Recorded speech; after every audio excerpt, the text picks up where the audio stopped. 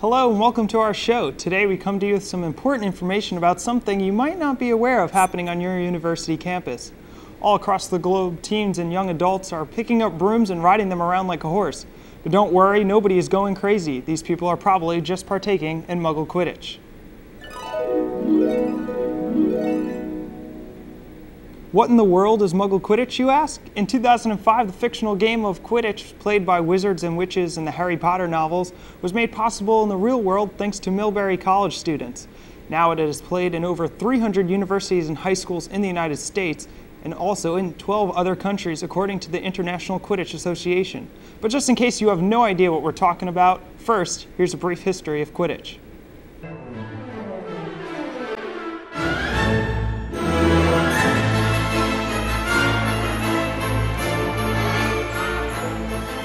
In 1997, English author J.K. Rowling introduced us to the magical world of Harry Potter.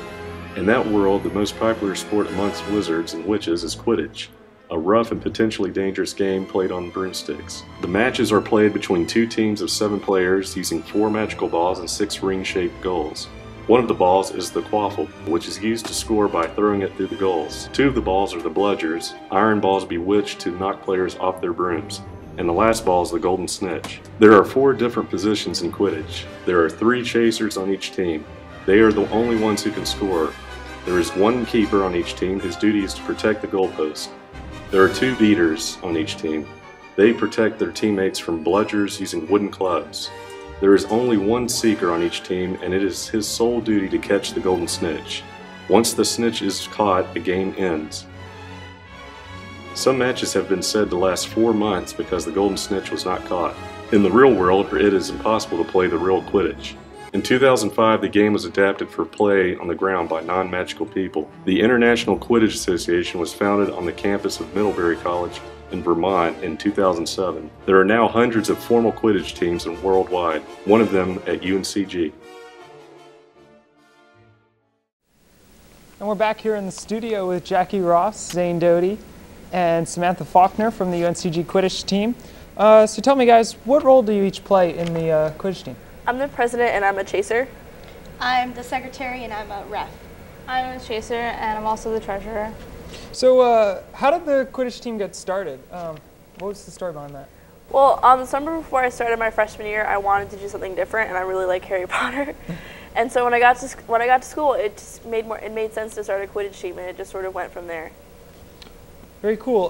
What about the team? What gives you satisfaction from playing on the team the most?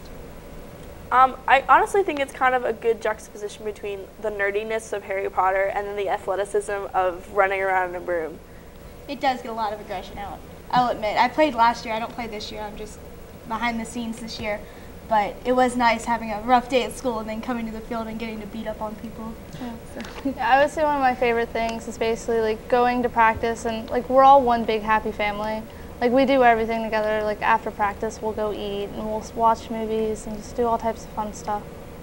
Regarding the team, what is the thing you're most proud of? This year I'm most proud of the amount of people we had come out, because we were kind of nervous this year about turnout, but we have a good, wonderful, big group of people who want to come out and play. I'd have to agree with Jackie and the way it's being run this year. Like, just not even just because I'm biased because we're running it, but it is kind of awesome. Everything's a lot smoother than it was last year. Yeah, I would say I'm most proud of the growth of our players. Like, because a lot of them came, they weren't very athletic, and you know, it was like a little, you know, nerve-wracking, but everyone's gotten 20 times better. How is Quidditch represented in North Carolina? Right now, including us, there are 5 official teams, and then right now, UNCW and UNC Charlotte are forming teams. And so, right now, the most we play are obviously State, Chapel Hill, Duke, and App. So, do you ever play anybody outside of the state, or is it? Tell them about Tennessee. Actually, we're anticipating Eastern Tennessee University coming out and playing us and App State on November 12th. Very cool. Now let's move on to witness the game itself. As they say in Quidditch, brooms up.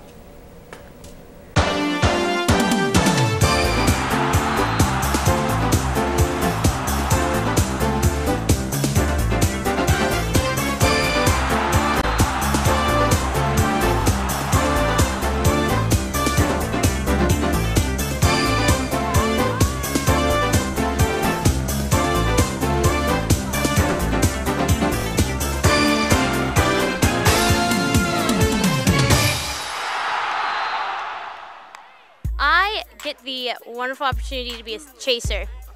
I play keeper. You defend the 3 hoops from the quaffle. I have to help my other 2 chasers on the team get the quaffle, Which is, it's like a deflated soccer ball or volleyball to make it easier to hold. and try and put it through one of the little goal posts. You have to keep the room between your legs for all time, and you have like a 6-yard radius around your goals that if you grab the ball within that circle, then play stops. If you've played soccer, you pretty much know what to do. Otherwise, if you watch that, then you'll know. We're beaters. We have to run around, and we have these things called bludgers. In Harry Potter, they're like these kind of monster balls that they fly around and they try and hit you and knock you off your broom. Represented in Muggle Quidditch with kickballs, and you basically throw them like in dodgeball. And if you get hit, you have to run back with your broom above your hands and touch your goal, and you have to drop whatever you're holding. So whenever you get hit, it kind of is like knocking you off your broom. There are 3 bludgers, but only 2 can be on a team at a time. I'm the snitch. Basically, I am like a ball. At the beginning of the game, they say the snitch is loose, and that's my cue to run around and hide around campus. And when the seekers find me, they have to try to catch me. What I have to do is catch the snitch, and by catching the snitch, I get 30 points for my team, and that will end the game. They don't have to have a broom, but we do, like all the other players.